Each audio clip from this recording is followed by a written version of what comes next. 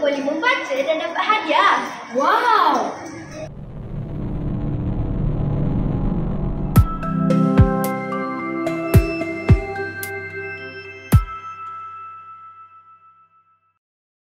Hai kawan-kawan! Galaksi Ilmu PSS SK3P mengadakan program baca dan menang. Program ini terbuka kepada semua murid tahap 1 dan tahap 2. Bagaimana untuk menyertainya? Mudah saja. Murid-murid perlu membaca mana-mana bahan bacaan. Kemudian dapatkan slip baca dan menang yang disediakan di pusat sumber. Tulis maklumat dan sinopsis ringkas pada slip. Masukkan slip ke dalam kotak UFO. Siap! Slip yang terpilih akan diumumkan sebagai pemenang dan dapat hadiah menarik.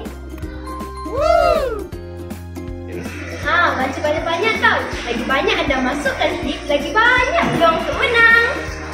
Jadi, apa tunggu lagi? Jom sertai baca dan menang!